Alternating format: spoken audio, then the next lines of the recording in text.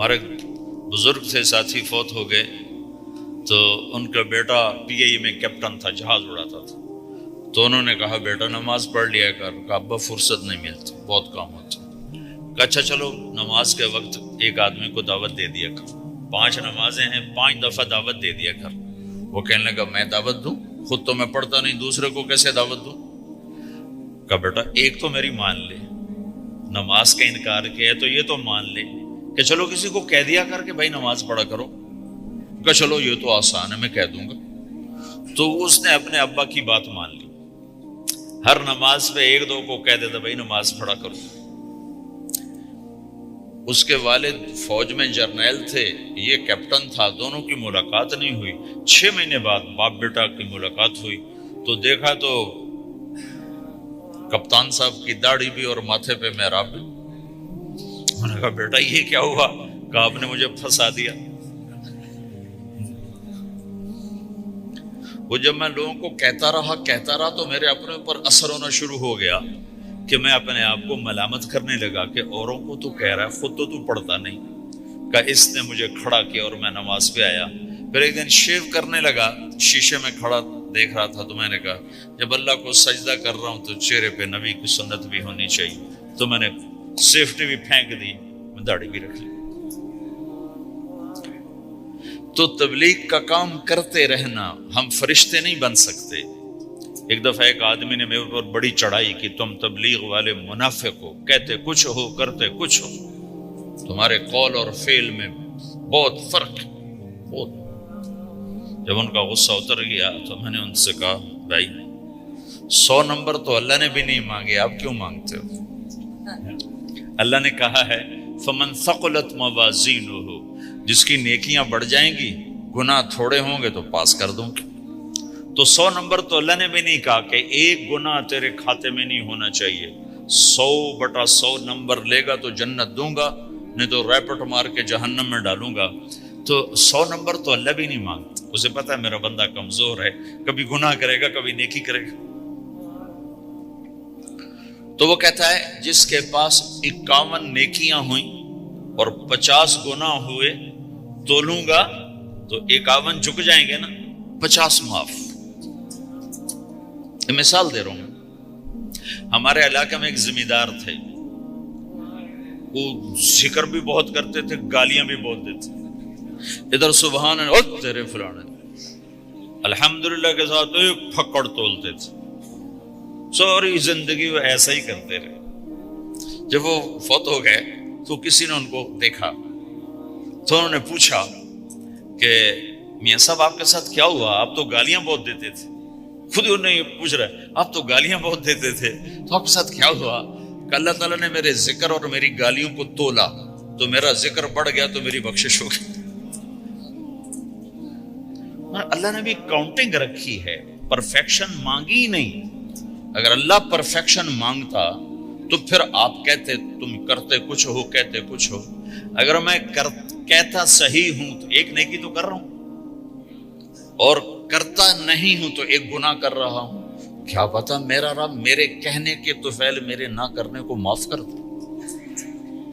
بس ایک صورت میں ہے کام خطرناک کہ اگر میں اس کہنے سننے کو اپنی دنیا بنانے کا ذریعہ بنا لوں پھر خطرناک ہے.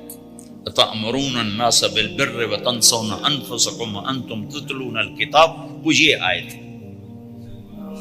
لیکن اگر میرے اندر اخلاص ہے تو پھر میں انسان ہوں، کبھی اچھا کروں گا کبھی برا کروں گا، لیکن میرے ذمہ صدا لگانا ہے.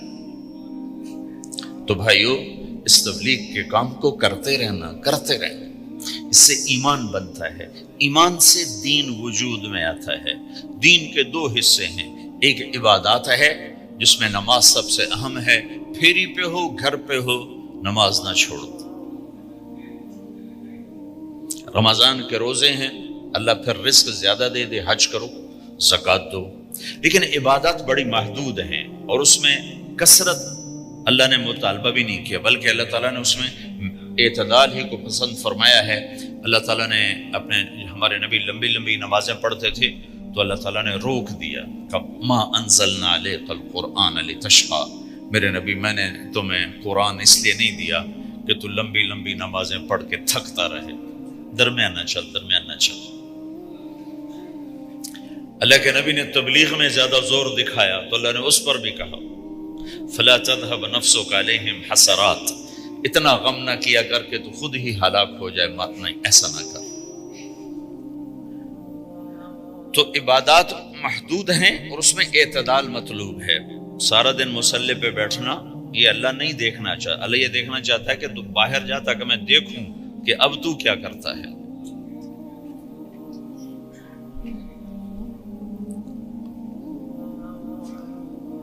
دوسرا حصہ اس کا اخلاقیات ہے، آپس کی معاشرت ہے۔ دین جو اثر انداز ہوتا ہے وہ معاشرت سے اثر انداز ہوتا ہے، عبادت سے نہیں، عبادات سے نہیں۔ عبادت تو مسجد کے اندر ہے یا مصلی پر گھر کے اندر ہے، روزہ اندر کی چیز ہے، حج بیت اللہ میں ہے، زکوٰۃ مسلمان کو دی جاتی ہے۔ تو دنیا میں دین پھیلنے کے لیے اور اپنوں کو دین کے قریب کرنے کے لیے جو سب سے بڑا عمل ہے وہ بھائیو اچھے اخلاق۔ یہ دوسرا حصہ میں آج بیان کرنا چاہتا ہوں۔ اللہ کے نبی نے فرمایا ایو اور الاسلام اوثق، مجھے بتاؤ اسلام کا سب سے مضبوط عمل کیا ہے؟ تو صحابہ نے کہا الجہاد، یا رسول اللہ جہاد۔ اسلام کا سب سے مضبوط عمل کیا ہے؟ صحابہ نے کہا جہاد۔ تو آپ نے کہا وحسن وما هو به، ہاں جہاد بہت اچھا عمل ہے لیکن سب سے بڑا عمل نہیں ہے، سب سے مضبوط عمل نہیں ہے۔ انہوں نے کہا جی الصلاۃ، نماز۔ تو آپ نے کہا ہاں وحسنۃ وما هي بها، نماز بھی بہت اچھی چیز ہے لیکن وہ نہیں جو میں پوچھ رہا ہوں، سب سے اعلیٰ، سب سے اوپر، سب سے مضبوط نہیں۔ پھر انہوں نے کہا جی الحج، حج۔ تو آپ نے کہا حج بھی بہت اچھا عمل ہے لیکن وہ نہیں جو میں نے پوچھا ہے۔ پھر صحابہ نے کہا جی روزہ، آپ کا روزہ بھی بہت اچھا ہے لیکن وہ نہیں جو میں نے پوچھا ہے۔ تو پھر صحابہ نے کہا یا رسول اللہ پھر آپ ہی بتائیں، ہمیں تو نہیں پتا۔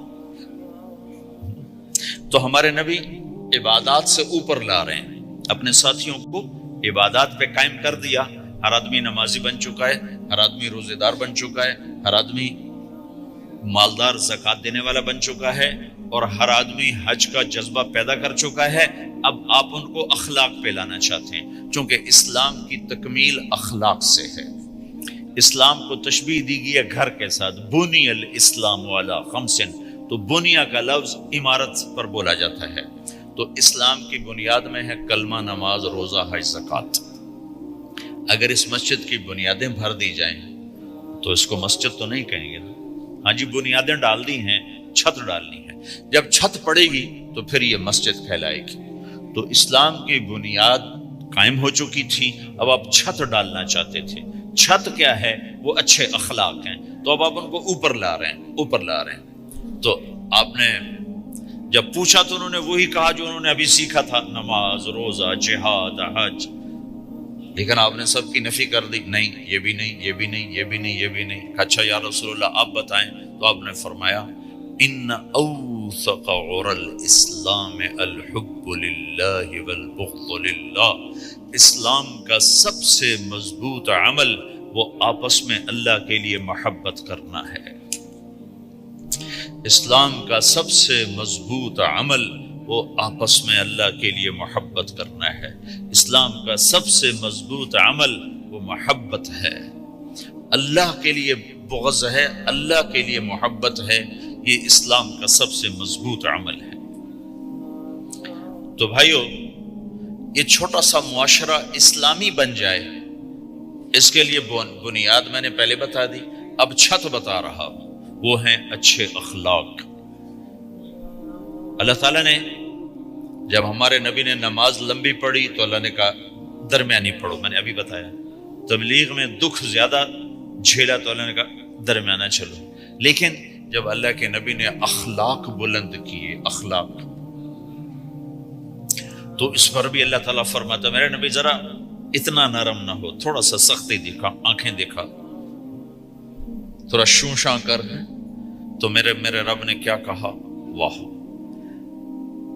میرے رب نے آپ کے اخلاق کی جیسی تعریف کی ہے آپ کے کسی عمل کی ایسی تعریف نہیں کی۔ نماز کو کہا معتدل، اعتدال، دعوت کو کہا اعتدال، اور اخلاق کو کیا کہا؟ انک لعلی خلق عظیم، اور اس کو طاقت پہنچائی قسم اٹھا کے نون، پھر قسم اٹھائی قلم کی جو علم کا ذریعہ ہے، والقلم وما یسطرون، مجھے قسم ہے قلم اور اس کی تحریر کی، ما انت بنعمت ربک بمجنون وان لک لاجرا غیر ممنون۔ ان دو آیتوں کو چھوڑ کر اگلی جو آیت آ رہی وانک لعلی خلق عظیم، اے میرے محبوب میں قسم اٹھاتا ہوں قلم اور اس کی تحریر کی، تیرے اخلاق بڑے عالی شان ہیں۔ یہ نہیں کہا تیرے اخلاق بڑے عالی ہیں، انک لعلی، علا، علا کا یہاں بہت عظیم الشان کردار ہے۔ علا یہ بتا رہا ہے کہ اے میرے نبی جتنے اخلاق تصور کیے جا سکتے ہیں وہ سب تیرے تابع ہو چکے ہیں اور تو ان پہ سوار ہو چکا ہے، تو ان پہ چھا چکا ہے۔ علا چھا جانے کے لیے ہوتا ہے کہ تمام اخلاق تیرے غلام ہو چکے۔ ایک دفعہ آپ نے فرمایا اچھے اخلاق 360 قسم ہیں، 360 قسم، 360 صفات کا مجموعہ اچھے اخلاق۔ کوئی ایک صفت کسی کو مل گئی تو جنت میں چلا جائے گا۔ تو ابو بکر رضی اللہ عنہ سامنے بیٹھے تھے، کہنے لگے یا رسول اللہ افی منہا شیء، ان 360 میں کوئی میرے اندر بھی کچھ ہے؟ تو آپ نے کہا تیرے اندر سارے کا سارا، کوئی کمی کوئی پورے۔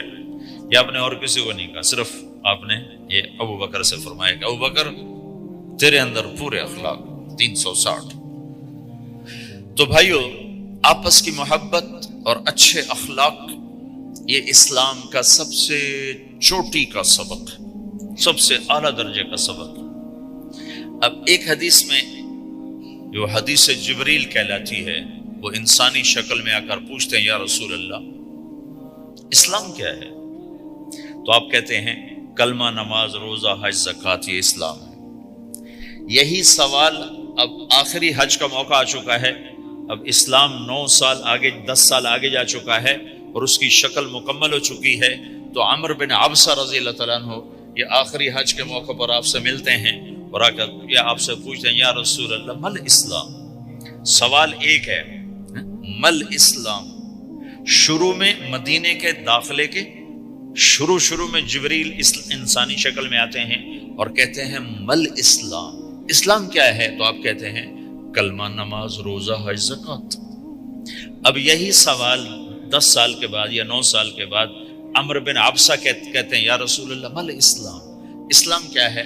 تو اب جواب سنو، آپ نے فرمایا اطعام الطعام وطیب الکلام، میٹھا بول بولنا اور کھانا کھلانا۔ کسی سے میٹھا بول بولنا کتنا عظیم ہے میرے نبی کی، میرے اللہ کی بارگاہ میں، کہ آپ نے فرمایا ابتسامک فی وجہ اخیک صدقہ، تو اگر کسی مسلمان کو ہنس کے مل لے تو یہ بھی تیرے لیے صدقے کا ثواب، صدقہ لکھا جائے گا۔ جبریل کہتے ہیں یا رسول اللہ مل ایمان، ایمان کیا ہے؟ تو آپ فرماتے ہیں اللہ کو ماننا، فرشتوں کو ماننا، نبیوں کو ماننا، کتابوں کو ماننا، تقدیر کو ماننا، موت کے بعد کی زندگی کا اقرار کرنا، ان تؤمن باللہ وملائکتہ وکتبہ ورسلہ وبالبعث بعد الموت۔ یہ ہے ابتدائی جواب۔ اب یہی سوال عمر بن عبسہ کرتے ہیں 9 سال کے بعد، یا رسول اللہ مل ایمان، ایمان کیا ہے؟ تو آپ نے فرمایا الصبر والسماحہ، صبر کرنا، معاف کرنا۔ سوال ایک ہے، جواب 2 ہیں، کیوں کہ جگہ اور نوعیت بدل چکی ہے۔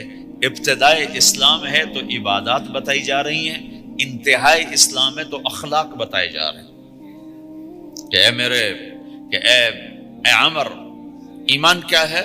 صبر کرنا، معاف کرنا، صبر کرنا، معاف کرنا۔ تو بھائیو، جو ہمارا معاشرہ بنے گا اسلامی، گھر میں باہر، وہ بنے گا اچھے اخلاق سے۔